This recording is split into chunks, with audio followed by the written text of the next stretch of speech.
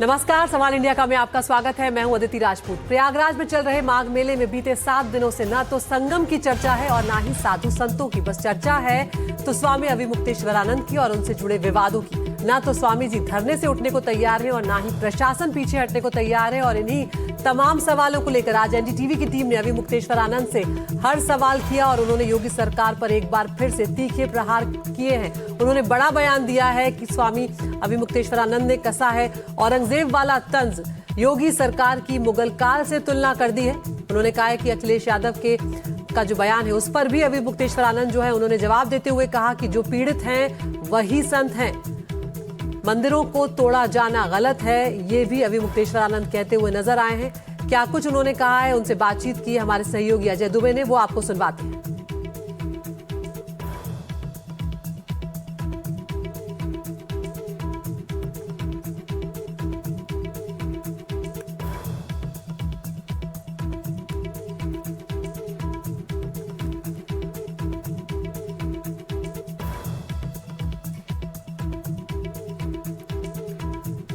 अरे जी, धरने में अभी भी बैठे हुए महाराज जी। आज कैमरे लगे हुए लगातार चर्चाओं में बने हुए हैं, इन कैमरों की जरूरत क्यों लग रहा है आपको? असल में बहुत से लोग व्यक्तिगत रूप से आकर के हमारे शिष्यों से ये बता रहे थे कि रात बिरात कोई खतरा कर सकता है। कुछ इस तरह की बातें भी चर्चा में आ रही हैं। तो उन लोगों ने हमसे पूछा कि हम लोग यहाँ पे सीसीटीवी लगा दें, तो हमने कहा कि बिल्कुल लगा दीजिए, मना नहीं है। तो उन्होंने लगा दिया। सुरक्षा के लिए कुछ खतरा लगता है महाराज जी? उस दिन जो घटना घटी उसके बाद लगता है कि मेला प्रशासन किसी चीज़ को लेकर सुरक्षा? देखिए, जिस तरह से उनका व्यवहार है और जिस तरह से उनका मुख्यमंत्री रिएक्ट कर रहा है, उससे तो यही लगता है कि वो अभी भी आक्रामक रुख अख्तियार किए हुए हैं और अपनी आक्रामकता के क्रम में वो क्या कर जाएंगे पता नहीं है किसी को। साधु संतों में लगातार ये चर्चा का विषय कि कोई व्यक्तिगत भावना क्या आपके मन में योगी आदित्यनाथ जी को लेकर है कि आप इस तरह से कहते हैं साधु संत लगातार इस विषय में लिख रहे हैं? नहीं, हमारे मन में कोई व्यक्तिगत भावना नहीं है। हम उनको पहले गोरखनाथ मंदिर के महंत के रूप में जानते थे, बाद में उनको मुख्यमंत्री उत्तर प्रदेश के रूप में जानने लगे। हमारे लिए दोनों में कोई व्यक्तिगत भावना है ही नहीं है। हम क्यों उनको व्यक्तिगत किसी कारण से बोलेंगे? हमारा कोई ना उन्होंने कुछ लिया है ना हमको कुछ दिया है, हमारा उनका कोई लेना देना नहीं है। मुख्यमंत्री के रूप में भी हम उनका सम्मान करते हैं और महंत के रूप में भी सम्मान करते थे। जहाँ तक ये औरंगजेब वाली बात है जिसके कारण साधु संत चर्चा कर रहे हैं, तो वो हमारे अपने अनुभव की बात है। हमने अपनी आँखों से मंदिरों को, मूर्तियों को तोड़ा जाता देखा है, फेंका जाता देखा है और हम बिल्कुल कटिबद्ध हैं, प्रतिबद्ध हैं। कोई संकोच हमको नहीं है कि जो भी हमारा मंदिर तोड़ेगा, अगर हमारा सगा भाई भी तोड़ेगा तो हम उसको औरंगजेब ही कहेंगे। दूसरा कोई शब्द ही नहीं है औरंगजेब के सिवाय ऐसे व्यक्ति के लिए। इसलिए हमने औरंगजेब उनको कहा, क्योंकि हमने उनको टेलीफोन किया था उस समय कि मंदिर तोड़ रहे हैं भैया, आपको बचाओ। उस समय हम उनको भैया कहते थे, बड़ा प्रेम भाव था हम लोगों का। तो हमने उनको टेलीफोन किया कि भैया यहाँ पे मंदिर तोड़े जा रहे हैं, मूर्तियाँ तोड़ी जा रही हैं। उन्होंने कहा कि नहीं हम आए ना, चिंता मत करो, कुछ नहीं टूटेगा। और उसके बाद ये जो ऑडियो क्लिप है हमने तो मोबाइल में नहीं रिकॉर्ड की थी, हमारे बगल में कोई खड़ा था। हम तो स्पीकर फोन पर ही बात करते हैं, कोई ला के बात कराता है, उसने रिकॉर्ड कर लिया था, बाद में उसने सार्वजनिक कर दिया। तो ये रिकॉर्ड इंटरनेट पर पड़ा हुआ है, उनकी हमारी बातचीत। हम उनसे कह रहे हैं कि यहाँ पर मंदिर और मूर्तियाँ तोड़ी जा रही हैं, भैया बचाइए। तो वो कह रहे हैं कि अरे आपको शंकराचार्य बनना है, आपका है इसमें। हम कहते हैं शंकराचार्य बनना बात की बात है, पहले मंदिर मूर्ति तोड़े जा रहे हैं। तो उनसे हमने गुहार भी लगाई थी, लेकिन गुहार लगाने के बावजूद उन्होंने मंदिरों और मूर्ति, हमने ये भी कहा था उस समय, प्रेस से भी कहा था कि भैया चलो शिव जी को टूट जाने दो, आप नाथपंथी हो, लेकिन आप गोरखपंथी हो, गौ माता की रक्षा के लिए आपका पीठ है। कम से कम शिव जी के मंदिर में जो नंदी है वो तो गाय है, कम से कम उस नंदी को बचा दो, शिव जी को टूट जाने दो, उतना तो करो। उतना भी नहीं किया इस आदमी ने। हम उसको औरंगजेब नहीं कहेंगे तो क्या कहेंगे? रोक ले कोई महात्मा आकर के हमको। महात्माओं को इस बात की पीड़ा है कि हम योगी आदित्यनाथ को औरंगजेब कर रहे हैं। हम समझ सकते हैं कि योगी आदित्यनाथ से उनका प्रेम है, उनका मन उनसे जुड़ा हुआ है, इसीलिए उनको पीड़ा हो रही है। लेकिन हम उसी समय ये प्रश्न भी हमारे मन में उठता है कि महात्माओं के क्या शिव जी से मन नहीं जुड़ा है? क्या राम जी से मन नहीं जुड़ा है? क्या देवी माता से मन नहीं जुड़ा है? जब उनके मंदिर तोड़े जाते हैं तब इनको पीड़ा क्यों नहीं होती है? इसका मतलब है कि इनका केवल राजनेताओं से मन जुड़ा हुआ है, भगवान से मन नहीं जुड़ा हुआ है। अगर भगवान से मन जुड़ा होता तो भगवान के मंदिर तोड़े जाने पर भी इनको पीड़ा होती। इसमें से कितने लोग हैं जो साधु संत आज कह रहे हैं कि आदित्यनाथ जी के लिए मत बोलिए, उनमें से कितने लोग हैं जो मंदिर तोड़े जा रहे थे तो आवाज उठाई? बताइए, हमको नाम गिनाइए। इन सब से हमने उस समय टेलीफोन करके कहा था, कोई सामने नहीं आया। हमने उस समय कहा था कि तजिए ताही कोटि बैरी समझद्यपि परम स्नेही जाके प्रिय न राम वैदेही। जिसको राम जब वैदेही प्रिय नहीं है, वो आप हमारे प्रिय हो तब भी हम आपका त्याग करते हैं। तब से मन से हम इन लोगों को त्याग चुके। ये ऐसे संत होते हैं जो नेताजी को कुछ कहा जाए तो बड़ी पीड़ा वाले हो जाते हैं, बड़ी पीड़ा इनको हो जाती है। और जब भगवान के साथ दुर्व्यवहार होता है तो इनको कोई पीड़ा नहीं होती है। संत है, आप लोगों को कहना है तो इनको संत कहिए, मैं इनको संत नहीं मानता। जो मंदिर टूटने पर पीड़ित हो वो मेरी दृष्टि में संत है। जो गौ माता के मारे जाने से पीड़ित हो वो मेरी दृष्टि में संत है। जो संतों के अपमान पर पीड़ित हो वो मेरी दृष्टि में संत है। बाकी अपने आप को हजार संत कहो, हम स्वीकार नहीं करते।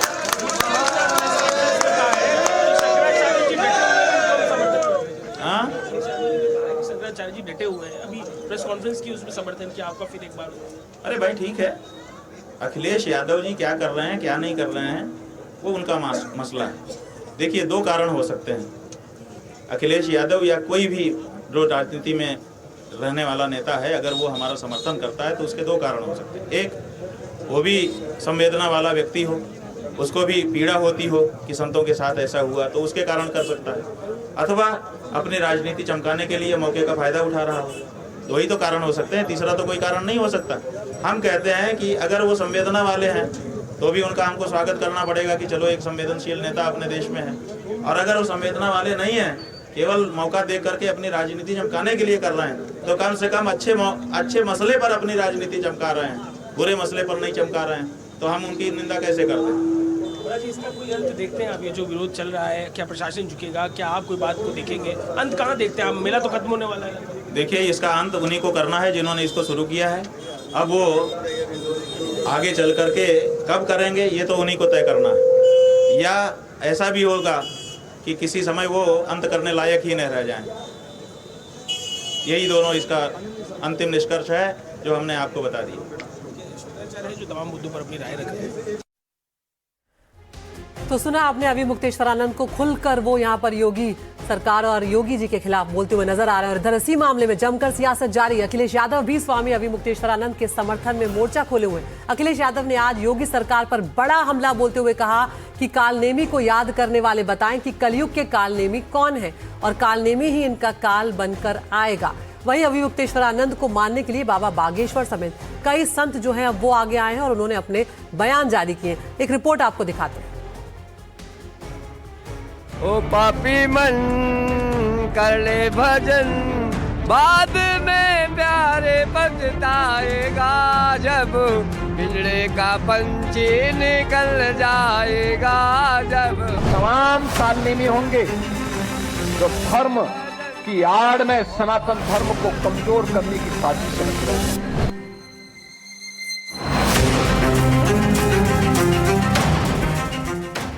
कालनेमी विवाद पर क्लेश, अखिलेश ने किसे दिया संदेश? कालनेमी ही काल बनकर के इनके आए। बाबा बागेश्वर के फॉर्मूले से सुलझेगा संत वर्सेस सरकार विवाद। यही कहेंगे सनातन का हास्य परिहास ना हो, दोनों पक्ष हमारे हैं, दोनों पक्ष अपने। अभी मुक्तेश्वरानंद पर क्या बोले शंकराचार्य निश्चलानंद सरस्वती? उनका शासन है ताकि मैं डर जाऊं, मैं तो डरने वाला काल से भी नहीं। प्रयागराज में माघ मेला जारी है। श्रद्धालुओं का सैलाब लगातार संगम में आस्था की डुबकी लगा रहा है। साथ ही इधर बीते 7 दिनों से ज्योतिष पीठ के शंकराचार्य स्वामी अभिमुक्तेश्वरानंद सरस्वती का धरना भी जारी है। मौनी अमावस्या पर पालकी से जाकर संगम स्नान करने से रोके जाने के बाद वो त्रिवेणी मार्ग पर अपने शिविर के सामने फुटपाथ पर बैठे हैं। स्वामी अभिमुक्तेश्वरानंद अफसरों से माफी मांगने की जिद पर अड़े हैं और उनका धरना चल रहा है। स्वामी अभिमुक्तेश्वरानंद को लेकर विवाद थमने का नाम नहीं ले रहा। उत्तर प्रदेश के साथ ही साथ देश भर में नेताओं, भक्तों और साधु संतों की प्रतिक्रियाएं आ रही हैं। प्रयागराज के माघ मेला में मौनी अमावस्या स्नान के दौरान चर्चा में आए शंकराचार्य स्वामी अविमुक्तेश्वरानंद के शिष्यों ने अपने गुरु की जान पर खतरा बताया है। इसके बाद शिविर के आसपास सीसीटीवी कैमरे लगाए गए हैं। दरअसल संदिग्धों की हलचल के बाद मेला प्रशासन ने 10 सीसीटीवी लगाने का फैसला लिया है। शंकराचार्य अविमुक्तेश्वरानंद के विवाद के बाद तमाम तरीके के विजुअल सामने आने लगे और अब जब वो प्रोटेस्ट पर बैठे हैं, एहतियातन उनकी टीम की तरफ से यहाँ कैमरे इंस्टॉल किए गए। आपको तस्वीरें दिखाते हैं। शंकराचार्य जिस जगह पर बैठते हैं ठीक उसके सामने कैमरा है। इसके अलावा हर फ्रेम पे, हर कॉर्नर पर यहाँ पर कैमरे लगे हुए हैं सुरक्षा के एहतियातन। ऐसा उनकी टीम का कहना है कि ये कैमरे लगवाए गए हैं। अंदर की तरफ अगर आप बढ़ेंगे तो जो मेन टेंट के बाहर का हिस्सा है उस जगह भी कैमरा लगाया गया और इसके साथ ही अलग अलग जगहों पर ये तमाम कैमरे इंस्टॉल किए गए हैं। क्यों इंस्टॉल किए गए हैं? शंकराचार्य जी के ही जो सहयोगी हैं, जो उनकी टीम का पार्ट हैं। महाराज जी जरा बताइए क्या उद्देश्य है इन कैमरों का? सुरक्षा के दृष्टिकोण से लगाए गए हैं। कब क्या हो जाए ये तो कोई नहीं जानता। आरोप प्रत्यारोप तो चल ही रहा है। शासन प्रशासन बाकी तो सारी चीज़ें ये पूरी दुनिया देख ही रही है, तो उसी दृष्टिकोण को देखते हुए इसलिए लगवाए हैं। कैमरे हैं महाराज जी? अंदर भी दिखाई दे रहे कैमरे लगे हुए। कुल कितने कैमरे लगभग लगे? अब लगे हैं सब सारे 10-12 कैमरे सारे चारों तरफ से लगे हैं। भाई अपना तो कवर करेंगे ही करेंगे। सुरक्षा के गुरुदेव बैठते हैं, गुरुदेव की यहीं पे है कंटिन्यू। अम्बावत से जिस स्थिति में छोड़ गए थे उसी स्थिति में उनकी पालकी भी है। उसी पे उनकी दिनचर्या, संध्या, सारी चीजें हो रही हैं। इधर कालनेमी विवाद में अब अखिलेश यादव की एंट्री भी हो चुकी है। कांग्रेस समेत तमाम विपक्षी दल जहां स्वामी अविमुक्तेश्वरानंद के समर्थन में खड़े दिखाई दे रहे हैं, तो इधर अखिलेश यादव ने कहा है कि कलयुग के कालनेमी कौन है। कालनेमी को याद करने वाले बताएं कि कलयुग के कालनेमी कौन है। कि कालनेमी ही काल बनकर के इनके आएगा। कालनेमी को याद करने वाले बताएं कि कलयुग के कालनेमी कौन है। कालनेमी ही काल बनकर के इनके आएगा। स्वामी अविमुक्तेश्वरानंद और मेला प्रशासन के बीच चल रहे खींचतान को लेकर बाबा बागेश्वर ने भी बयान दिया है। उन्होंने कहा है कि दोनों पक्षों को मिलकर इस पूरे मामले को सुलझाना चाहिए ताकि सनातन का मजाक ना बन सके। सनातन का हास्य परिहास ना हो। दोनों पक्ष हमारे हैं, दोनों पक्ष अपने हैं, दोनों सनातनी ही हैं।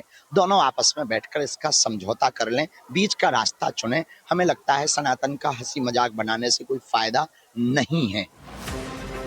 वहीं कथावाचक अनिरुद्धाचार्य ने भी इस पूरे विवाद को जल्द खत्म करने की उम्मीद जताई है।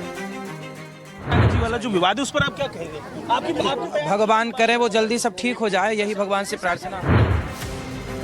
वहीं स्वामी अविमुक्तेश्वरानंद के समर्थन में पुरी गोवर्धन मठ के शंकराचार्य स्वामी निश्चलानंद सरस्वती ने बड़ा बयान दिया है। जब उनसे पूछा गया कि क्या शंकराचार्य अविमुक्तेश्वरानंद को स्नान करना चाहिए था, तो इस पर उन्होंने 2 टूक शब्दों में जवाब दिया। यहाँ के मुख्यमंत्री हैं, कोई हैं मेरे बहुत परिचित हैं 35 वर्षों से। उनका शासन है, वो उस व्यक्ति को अच्छी प्रकार जानते हैं, लेकिन उसको इसलिए रखे हुए हैं ताकि मैं डर जाऊं। मैं तो डरने वाला काल से भी नहीं। बहरहाल अविमुक्तेश्वरानंद अपनी जिद पर अड़े हुए हैं कि प्रशासन उनसे माफी मांगे। वहीं इस पूरे मामले में सियासी बयानों का दौर भी थमने का नाम नहीं ले रहा। ऐसे हालात में माघ मेले में स्नान से लेकर शुरू हुआ ये घमासान कहां जाकर थमेगा, इसका अंदाजा लगाना मुश्किल नजर आ रहा है। प्रयागराज से अजय दुबे के साथ ब्यूरो रिपोर्ट, एनडीटीवी इंडिया। आगे बढ़ते हैं। उत्तर प्रदेश की सियासत में आज बड़ी खबर सामने आई। साल 2027 के विधानसभा चुनाव पर चल रहे सस्पेंस को गृह मंत्री अमित शाह ने खत्म कर दिया। अमित शाह ने यह साफ कर दिया कि 2027 में भी उत्तर प्रदेश की कमान मुख्यमंत्री योगी आदित्यनाथ के हाथों में ही रहेगी। शाह ने इस ऐलान से विपक्ष को जवाब दिया और साथ ही पार्टी के भीतर चल रही तमाम चर्चाओं पर भी एक तरह से पूर्ण विराम लगा दिया।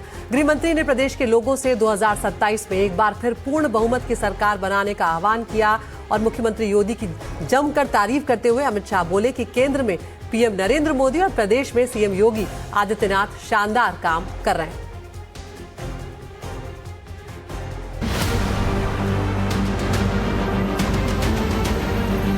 जय श्री राम। यूपी में ब्रांड योगी पर शाह की फाइनल मोहर। भारत माता की जय श्री राम। 2027 का शंखनाद, शाह ने किया महाआगाज। उत्तर प्रदेश भारत के विकास का इंजन भी बनने जा रहा है। मोदी योगी की जोड़ी हिट, बीजेपी का एजेंडा फिक्स। गृह मंत्री अमित शाह ने बीजेपी के मिशन उत्तर प्रदेश का शंखनाद कर दिया है। लखनऊ से लेकर दिल्ली तक अमित शाह के ऐलान के बाद हलचल तेज हो गई है। गृह मंत्री अमित शाह ने एक बड़ा बयान देते हुए आगामी विधानसभा चुनाव का चेहरा स्पष्ट कर दिया है। उत्तर प्रदेश दिवस के मौके पर गृह मंत्री अमित शाह लखनऊ के प्रेरणा स्थल पहुंचे, जहां उन्होंने उत्तर प्रदेश की योगी सरकार और केंद्र की मोदी सरकार की जमकर तारीफ की। और इस दौरान अमित शाह ने जोर देकर कहा कि यूपी में विकास की जो गाड़ी मुख्यमंत्री योगी आदित्यनाथ ने दौड़ाई है, वो 2027 के बाद भी इसी रफ्तार से जारी रहेगी।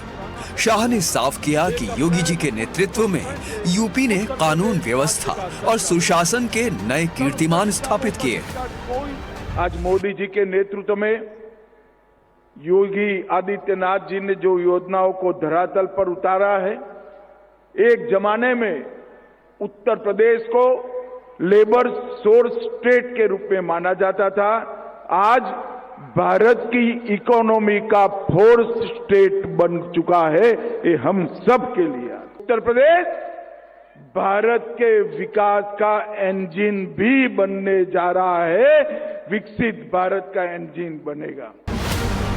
अमित शाह का ये बयान मिशन 2027 के लिए बीजेपी के आत्मविश्वास को दर्शाता है। दरअसल बीते कुछ समय से विपक्षी दल यूपी में नेतृत्व परिवर्तन की अफवाहों को हवा दे रहे थे, लेकिन इस आधिकारिक संकेत ने ये तय कर दिया है कि बीजेपी ब्रांड योगी पर ही दांव लगाएगी। बुलडोजर मॉडल से लेकर इन्वेस्टर समिट तक योगी सरकार की उपलब्धियों को ही आगामी चुनाव का मुख्य एजेंडा बनाया जाएगा।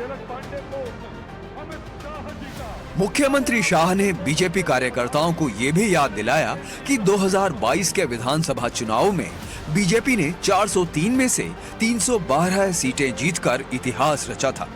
हालांकि 2024 के लोकसभा चुनाव में बीजेपी की सीटों में कमी आई, लेकिन शाह ने दावा किया कि 2027 में पार्टी इससे भी अधिक मजबूती से वापसी करेगी। 2014, 19, 17 और 22 में उत्तर प्रदेश की जनता ने भारतीय जनता पार्टी का साथ दिया। अगला साल चुनाव का साल है। मैं आज उत्तर प्रदेश की जनता को अपील करने के लिए आया हूं। उत्तर प्रदेश के विकास के लिए, उत्तर प्रदेश के युवाओं के भविष्य के लिए, देश की सुरक्षा के लिए फिर से एक बार यहां पूर्ण बहुमत की, प्रचंड बहुमत के साथ भारतीय जनता पार्टी की सरकार बनी। अमित शाह के इस ऐलान के बाद बीजेपी कार्यकर्ताओं में नया जोश देखा जा रहा है। 80 लोकसभा सीटों वाले इस सूबे में 2027 की जंग अब और भी दिलचस्प होने वाली है। शाह ने स्पष्ट संदेश दिया है कि दिल्ली का रास्ता लखनऊ से होकर जाता है और उस रास्ते के सबसे मजबूत सारथी योगी आदित्यनाथ ही हैं। जब गृह मंत्री अपने भाषण दे रहे थे प्रेरणा स्थल पर, तब भी उन्होंने जिक्र किया अगले साल के विधानसभा चुनाव का। उन्होंने कहा कि उत्तर प्रदेश की जनता से वो अपील करते हैं कि वंशवादी पार्टियों से वो दूर रहें, क्योंकि बीजेपी ही है जो विकास कर सकती है। ऊपर पीएम मोदी और नीचे सीएम योगी, और ये दोनों नेता मिलकर के जिस तरह से उत्तर प्रदेश को विकसित कर सकते हैं, ऐसा कोई नहीं कर सकता। गृह मंत्री अमित शाह के इस बयान ने विरोधियों के लिए रणनीति बदलना अनिवार्य कर दिया है। 2027 की बिसात बिछ चुकी है और मोहरे अपनी जगह ले रहे हैं। अब देखना ये होगा कि विपक्ष इस योगी बनाम अन्य की लड़ाई का मुकाबला कैसे करता है। दरअसल अमित शाह के इस बयान को राजनीतिक संकेतों से भरपूर माना जा रहा है। हाल के महीनों में यूपी की राजनीति में संभावित नेतृत्व बदलाव को लेकर कई तरह की अटकलें लग रही थी, लेकिन शाह के इस साफ संदेश ने बीजेपी के भीतर नेतृत्व को लेकर जारी चर्चाओं पर विराम लगा दिया है। Bureau report, NDTV India. और उत्तर प्रदेश के बाद अब महाराष्ट्र की सियासत की बात करते हैं। मुंब्रा में एआईएमआईएम पार्षद सहर शेख के बयान के बाद सियासी आग पूरे मुंबई में फैल चुकी है, जिसे बुझाने की अब कोशिश की जा रही है। मुंब्रा को हरे रंग में रंगने वाला बयान देकर सुर्खियों में आई एआईएमआईएम पार्षद ने अब माफी भी मांग ली है। किरीट सोमैया की शिकायत के बाद थाने पहुंचकर उन्होंने लिखित में माफीनामा दिया, लेकिन सहर के इस बयान पर हंगामा अभी भी जारी है। ये रिपोर्ट देखिए।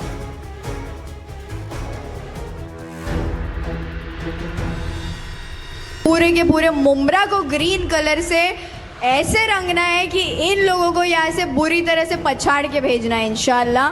पाकिस्तानच्या अब्बाला अजूनपर्यंत जमलं नाही। पूरा ग्रीन करने के लिए पाकिस्तान जाना पड़ेगा। इस देश में भगवा और नीला ही चलेगा, दूसरा कोई रंग नहीं चल सकता है। 2 बार शहर को पुलिस स्टेशन बुलाया और अब शहर ने माफीनामा लिख के दिया है।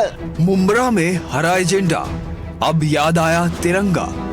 मुंबई में सियासी हंगामा, बयान पर माफीनामा।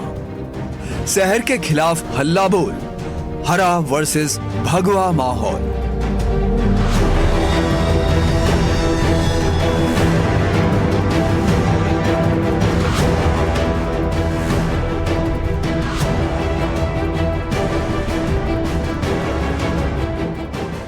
मुंब्रा को हरे रंग में रंगने वाला बयान देकर ओवैसी की पार्टी एआईएमआईएम की पार्षद सहर शेख अब खुद घिर गई हैं। उनका ही बयान उन पर इतना भारी पड़ गया है कि अब माफी मांगनी पड़ी है। थाने में पहुंचकर लिखित माफीनामा देना पड़ा है। ठाणे महानगर पालिका चुनाव के नतीजे आने के बाद 20 जनवरी को हुए एक कार्यक्रम में सहर ने पूरे मुंब्रा को हरे रंग से रंग देने की बात कही थी। पूरे के पूरे मुंब्रा को ग्रीन कलर से ऐसे रंगना है कि इन लोगों को यहाँ से बुरी तरह से पछाड़ के भेजना है इंशाल्लाह। हर एक कैंडिडेट इंशाल्लाह 5 साल बाद सिर्फ और सिर्फ एमआईएम का आएगा, क्योंकि अब इलेक्शन में आप मजलिस की ताकत समझ चुके हैं। इसी बयान के बाद हरा वर्सेस भगवा की जंग छिड़ गई। बीजेपी नेता किरीट सोमैया ने मुंब्रा मुंबई पुलिस स्टेशन में शिकायत दर्ज करवाकर आरोप लगाया कि ये बयान हिंदुओं को धमकाने वाला था और अगर सहर शेख माफी नहीं मांगती हैं तो कड़ी कानूनी कार्रवाई की जानी चाहिए। लेकिन अब सोमैया ने ये दावा किया है कि सहर शेख ने मुंब्रा पुलिस के सामने माफी मांगी है, जिसको स्वीकार किया गया है। हमारी शिकायत के बाद में पुलिस ने 2 बार शहर को पुलिस स्टेशन बुलाया और अब शहर ने माफीनामा लिख के दिया है, जिसमें उसने स्पष्ट लिखा है कि मेरे भाषण के कारण कुछ लोगों की भावना को दुख पहुंचा है, मैं माफी मांगती हूं। शहर 22 साल की है, नौजवान है, इसलिए हमने भी माफीनामा का स्वीकार किया है। मुंब्रा पुलिस को लिखित माफीनामे में सहर ने कहा कि अगर उनके बयान से किसी भी समुदाय या व्यक्ति को ठेस पहुंची है तो उसके लिए वो खेद व्यक्त करती हैं और माफी मांगती हैं। वो भारत देश और भारतीय तिरंगे से प्यार करती हैं और उनका मकसद ये था कि पूरे मुंब्रा में एआईएमआईएम के पार्षद विधायक को जिता कर लाएंगे।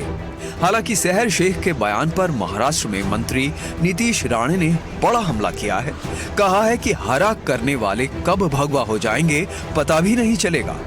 इस हिंदू राष्ट्र की इंच इंच जमीन हिंदुओं की है और हिंदुओं की ही रहेगी।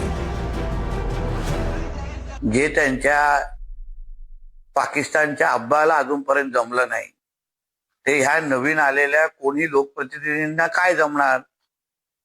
आमच्या या हिंदू राष्ट्राची प्रत्येक इंच जमीन ही हिंदूंचीच आहे, हिंदूंचीच राहणार आणि हे हिरवे करणारे कधी भगवे होऊन जातील हे ह्यांनाही कळणार नाही। आणि म्हणून अशा पद्धतीचे आव्हान देण्यासाठी हे काय कोणाचा पाकिस्तान आणि इस्लामाबाद नाही। म्हणून त्यांना अगर त्यांची जीभ जास्त वळवळत असेल तर मी अशा सगळ्या प्रवृत्तींना, ही व्यक्ती नाही हे प्रवृत्ती आहे, मी परत परत सांगतो, गजवाय हिंदच्या अंतर्गत आपल्या या हिंदू राष्ट्राला इस्लाम राष्ट्र बनवण्यासाठी हे सगळे मनसुबे आहेत। म्हणून अशा पद्धतीचे वक्तव्य दिले जात आहेत। कधी बुरखेवालींना पंतप्रधान करायचं, कधी हिरवं करून टाकण्याचं, या सगळ्या जिहादच्या विरोधात लढणं हेच आमच्यासारख्या हिंदुत्ववादी कार्यकर्त्यांचं काम आहे। आणि अगर तुम्ही अशा पद्धतीचे आव्हान देत असतील तर आरेला कार्य करणं हे आम्हालाही येतं। सरकारचं काम करेल, पण आमच्या हिंदू भूमीकडे बघणारे प्रत्येक डोळे आम्हाला त्याची काळजी कशी घ्यावी, कार्यक्रम कसे करावे हे आम्हाला निश्चित पद्धतीने माहिती आहे. तो नीतीश राणे यहाँ पर जमकर शहर शेख पर आक्रामक होते हुए सीधे तौर पर कह रहे हैं कि जो ये सोचता है कि वो हरे रंग से रंग देगा, उसे ये बता दें कि उसे पता भी नहीं चलेगा कि कब सब कुछ भगवा रंग में रंग जाएगा. तो सवाल इंडिया का में आगे बढ़े उससे पहले नजर डालते हैं इस वक्त की हेडलाइंस पर. माघ मेले में शंकराचार्य के स्नान को लेकर और बढ़ा विवाद. योगी के बाद अखिलेश ने री एंट्री, पूछा कौन है कलयुग के कालनेमी ही इनका काल बनकर आएगा. बोले शंकराचार्य ने फर्जी सनातनियों की पोल खोली, हम उनके साथ. मुंगरा को हरा रंग देने वाले बयान पर एआईएमआईएम पार्षद शहर शेख ने मांगी पुलिस से लिखित माफी. कहा तिरंगे के लिए जान दे सकती हूं. पुलिस ने कड़ी चेतावनी के साथ स्वीकार की माफी. जम गए पहाड़, कश्मीर से हिमाचल तक भारी बर्फबारी जारी. कई जगहों पर बढ़ी मुश्किलें, सड़कों से हटाई जा रही है बर्फ की मोटी परत. और अब बात महाराष्ट्र की करते हैं, जहां पर हुए नगरपालिका चुनाव के नतीजे तो आ गए, लेकिन उन नतीजों के बाद सियासत अभी भी चालू है. सियासत जोड़ तोड़ की, सियासत नफे नुकसान की, सियासत अपना मेयर बनाने की, जिसके लिए ऐसे ऐसे गठबंधन देखने को मिल रहे हैं जो शायद महाराष्ट्र की राजनीति में नामुमकिन माने जाते थे. और इसी बीच महाराष्ट्र कांग्रेस ने सोशल मीडिया पर एक एआई जनरेटेड इमेज को पोस्ट कर इस सियासत को नया मोड़ दे दिया है. ये खास रिपोर्ट देखिए.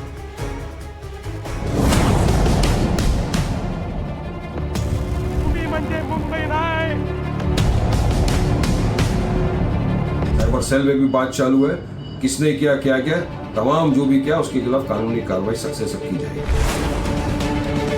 महाराष्ट्र में नगरपालिका चुनाव तो खत्म हो गए, लेकिन चुनावी नतीजों के बाद सियासत अभी जारी है.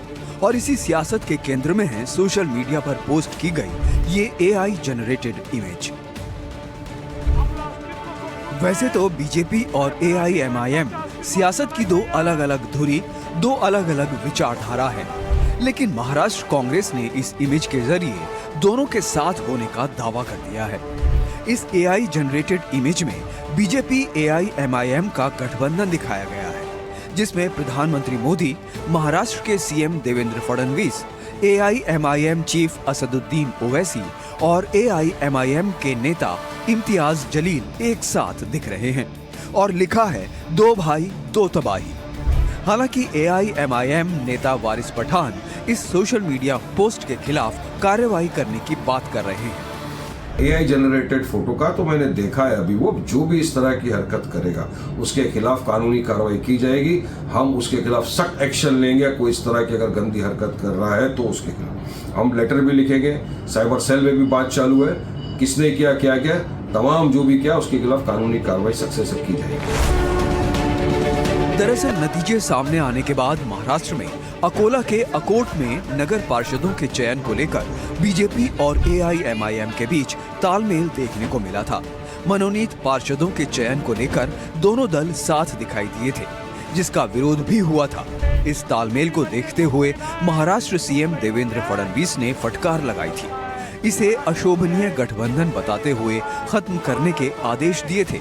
और अब एआईएमआईएम नेता वारिस पठान भी कह रहे हैं कि बीजेपी के साथ जाने का तो कोई सवाल ही नहीं है. बीजेपी से कभी भी समझौता नहीं हो सकता. तो हमारे पार्टी प्रेसिडेंट ने भी साफ तौर से कहा था कि कोई भी बीजेपी अजीत पवार या शिंदे गठ के साथ जाएगा तो उसके खिलाफ सख्त कार्रवाई की जाएगी. और इतना ही आकोट के अंदर तो सस्पेंशन भी कर दिया गया. इसलिए साफ हमारी पार्टी की तरफ से संदेश है कि कोई भी नहीं जाएगा वहाँ. और बीजेपी के साथ जाने का तो हमारा सवाल ही नहीं होता है ना. ये तो दो किनारे अलग कभी मिल ही नहीं सकते, तो उनके साथ जा कैसे सकते, किसी भी रीत से समझौता हो ही नहीं सकता. और कोई भी इस तरह की अगर हरकत करेगा तो उसके खिलाफ पार्टी सख्त से सख्त कार्रवाई करेगी, एक्शन लेगी. सवाल है कि आखिर एआईएमआईएम खुद इस तालमेल से किनारा कर रही है, कार्रवाई करने की बात कह रही है. सीएम फडणवीस सीधा संदेश दे चुके हैं कि किसी भी हाल में एआईएमआईएम से समझौता नहीं होगा. फिर महाराष्ट्र कांग्रेस इस तालमेल को एआई जनरेटेड इमेज के जरिए हवा देकर क्या कहना चाहती है. Bureau report, NDTV India. और इस वक्त बड़ी खबर आ रही है प्रयागराज से. माघ मेला क्षेत्र के सेक्टर 6 में स्थित शिविर में आग लग गई है. सेक्टर 6 स्थित तुलसी शिवाला मार्ग के किशोरी मठ चित्रकूट में यह आग लगी.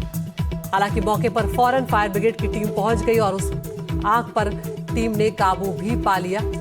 और राहत ये रही, इस अग्निकांड में कोई भी जनहानि नहीं हुई है। लेकिन तस्वीरें आप ये देखिए, उस वक्त अफरा तफरी यहाँ पर मच गई जब माघ मेला क्षेत्र के सेक्टर 6 में स्थित जो शिविर थे उसमें आग लग गई।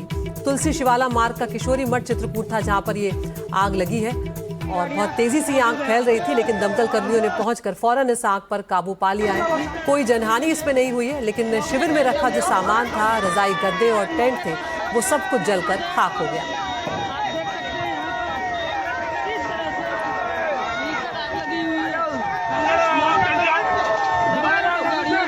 तो तस्वीरें आप देख रहे हैं इस वक्त माघ मेले से सामने आ रही है, जहां पर मेला क्षेत्र जो है वहां पर आग लग गई थी और आप अंदाजा लगा सकते हैं कि उस वक्त अफरा तफरी की स्थिति थी, क्योंकि माघ मेले में बड़ी तादाद में श्रद्धालु जगह जगह से पहुंच रहे हैं।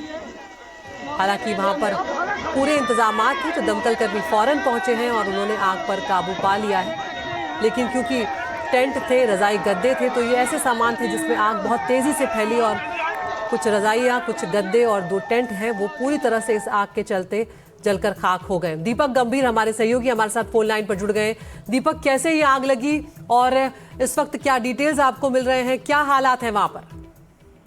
देखिए, ये करीब इंसिडेंट 5 बजे के आसपास के इंसिडेंट है। माघ मेला क्षेत्र के सेक्टर 6 में ये शिविर में आग लगी थी। चित्रकूट के एक मठ का ये शिविर बताया जा रहा है और ये भी बताया जा रहा है कि टेंट के अंदर कुछ लोग अंगीठी बैठ के जलाकर जो है आग ताप रहे थे। उसके बाद अचानक से बगल में किसी चीज से जो है आग पकड़ी। उसके बाद एकाएक देखते ही देखते जो है पूरी आग की लपटों में 2 टेंट आ गए, आगोश में आ गए। उसके बाद मौके पे तुरंत जो है पास के जो है फायर टेंडर की जो गाड़ी थी, 2 गाड़ियां मौके पर पहुंची और करीब 15 मिनट के अंदर ही जो है आग पर काबू पाया गया है। ये भी बताया जा रहा है कि 2 टेंट जो है इस पूरी घटना में जलकर खाक हो गए और जो उस टेंट के अंदर, शिविर के अंदर जो सामान पड़ा था, वो रजाई, गद्दे, वो भी पूरी तरीके से जलकर राख हो गए। बहुत बहुत शुक्रिया दीपक, आप नजर बनाए रखिए, लौटेंगे आपके पास। तो यहाँ पर 2 टेंट जरूर जल गए, लेकिन कोई जनहानि नहीं हुई और आग पर फौरन काबू पा लिया गया। और अब खबरों के सिलसिले में आगे बढ़ रहे हैं। उत्तर प्रदेश के मिर्जापुर में मुख्यमंत्री योगी आदित्यनाथ के आदेश पर जबरदस्त एक्शन देखने को मिल रहा है। मिर्जापुर में जिम के बहाने चल रहे कथित धर्मांतरण और ब्लैकमेलिंग रैकेट जो था, उसके खिलाफ ताबड़तोड़ कार्रवाई की जा रही है। यूपी पुलिस ने अब तक 5 आरोपियों को इस मामले में गिरफ्तार कर लिया है और इसी नेक्सस से जुड़े 5 जिमों को सील भी कर दिया गया है। और वहीं फरार आरोपी जो है उनके खिलाफ 25-25 हजार के इनाम का ऐलान भी कर दिया गया है। उत्तर प्रदेश में लव जिहाद कांड के कितने सरगना।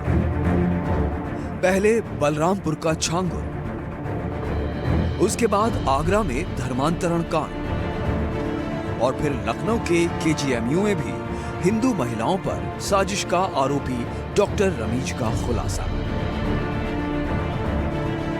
और अब उत्तर प्रदेश के मिर्जापुर में जिम की आड़ में ब्लैकमेलिंग और जबरन धर्मांतरण के सनसनीखेज मामले में पुलिस की कार्रवाई तेज हो गई है। मिर्जापुर जिम धर्मांतरण मामले में 2 अन्य आरोपियों पर शिकंजा कस दिया गया है। पुलिस ने इमरान और अशफाक उर्फ लक्की पर 25-25 हजार का इनाम घोषित करते हुए पुलिस ने लुकआउट नोटिस जारी किया है। इस पूरे मामले में आला पुलिस अफसरों ने कहा है कि आरोपियों को किसी भी हाल में छोड़ा नहीं जाएगा। इस पूरे घटनाक्रम में सूचना मिलने के पश्चात कई टीमें गठित की गई थी, जिसमें 6 अभियुक्तों को हम लोगों के द्वारा गिरफ्तार कर न्यायिक रक्षा में भिजवाया गया है। साजिश संकलन की कार्रवाई की जा रही है। 2 अभियुक्त अभी और हैं जिसमें वांछित चल रहे हैं। एक का नाम है इमरान, दूसरे का नाम है लकी और दोनों पे 25,000 रुपये का इनाम घोषित है। लुकआउट नोटिस जारी किया गया है। शीघ्र ही वो जो 2 अभियुक्त हैं उनको हम लोग गिरफ्तार कर वैधानिक कार्रवाई सुनिश्चित करेंगे। और अब बात करते हैं लखनऊ की किंग जॉर्ज मेडिकल यूनिवर्सिटी की। पहले धर्मांतरण मामले को लेकर चर्चा में आई मेडिकल यूनिवर्सिटी अब मजार को लेकर सुर्खियों में। केजीएमयू में बनी मजारों को लेकर प्रशासन ने नोटिस दे दिया है, चेतावनी दी है कि 15 दिनों में अगर मजार को नहीं हटाया गया तो कार्रवाई की जाएगी। हालांकि मुस्लिम धर्मगुरु इस नोटिस पर अब सवाल उठा रहे हैं और कार्रवाई पर रोक लगाने की मांग कर रहे हैं। क्या है ये पूरा मसला, इस रिपोर्ट के जरिए आपको समझाते हैं।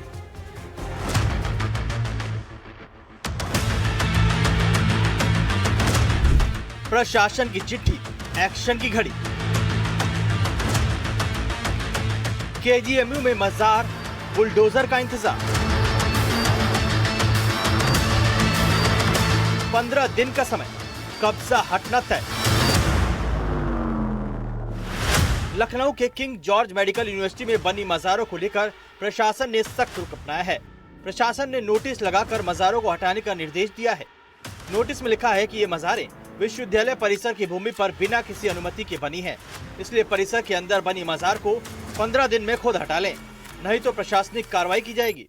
ये वो नोटिस है जिस नोटिस में आप देखिए कि केजीएमयू की तरफ से जारी नोटिस में कहा गया है कि समस्त संबंधित अवैध अतिक्रमणकर्ता, और इसमें कहा यह गया है कि ये जो king George medical university Lucknow है, यहाँ पर सिर्फ शैक्षणिक और चिकित्सकीय काम होता है और इसका किसी और तरीके से काम नहीं हो सकता। इसलिए ये विश्वविद्यालय के प्रसूति एवं स्त्री विभाग परिसर की भूमि पर आपके द्वारा बिना किसी वैध अनुमति, स्वीकृति अथवा न्यायिक आदेश के अवैध रूप से मजार का निर्माण ऑब्लिक संचालन कर अतिक्रमण किया गया है। और कहा यह गया है कि इस मज़ार की वजह से यहाँ पर ज़्यादा भीड़ होती है, आने जाने में बाधा आती है, शांति भंग होने की स्थिति रहती है, स्वच्छता और सुरक्षा पर प्रतिकूल प्रभाव पड़ रहा है, जिससे इसको हटाने को कहा गया है। और ये कहा गया है कि इस नोटिस के ज़रिए आपको एक अवसर प्रदान किया जाता है कि इस नोटिस के प्राप्त करने की तिथि से, यानी कि 22/1/2026 से 15 दिन के भीतर अपने खर्चे पर इस अवैध मज़ार को हटाया जाए,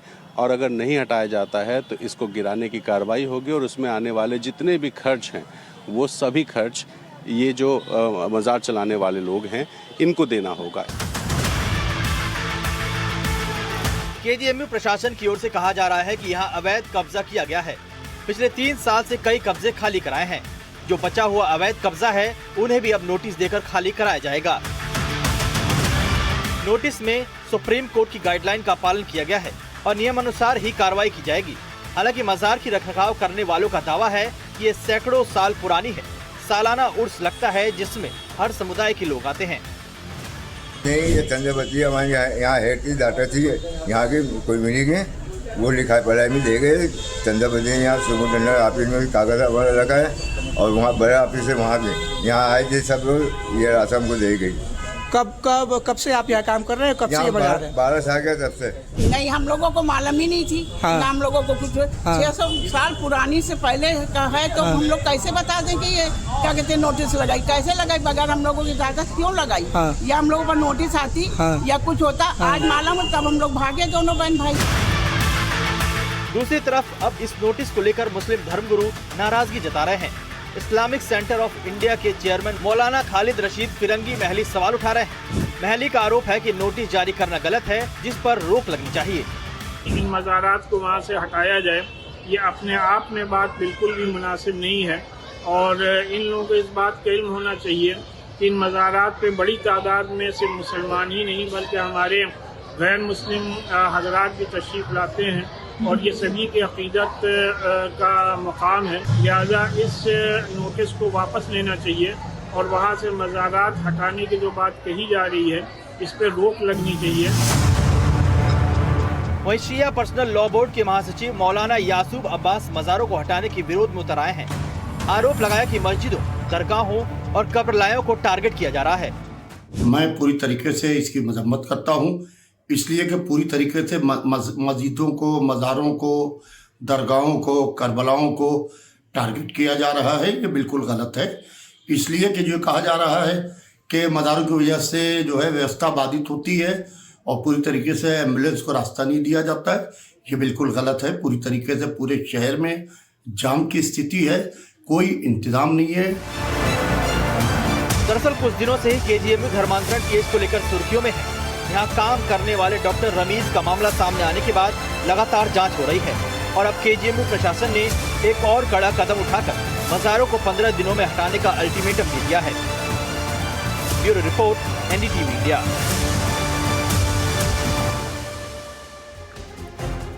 और सवाल इंडिया का में अब वक्त हो गया इस वक्त की हेडलाइंस का। माघ मेले में शंकराचार्य के स्नान को लेकर और बढ़ा विवाद। योगी के बाद अखिलेश यादव ने ली एंट्री, पूछा कौन है कलयुग के कालनेमी? कालनेमी ही इनका काल बनकर आएगा। बोले शंकराचार्य ने फर्जी सनातनियों की पोल खोली है, हम उनके साथ। मुमरा को हरा रंगने वाले बयान पर एआईएमआईएम पार्षद सहर शेख ने मांगी लिखित माफी। कहा तिरंगे के लिए दे सकती हूं जान। पुलिस ने कड़ी चेतावनी के साथ स्वीकार की माफी। बदला मौसम का मिजाज, जम गए पहाड़, कश्मीर से हिमाचल तक भारी बर्फबारी, कई जगहों पर बढ़ी मुश्किलें। आयोजक हैं पेट सफा आयुर्वेदिक चूरन, पेट सफा हर रोग दफा।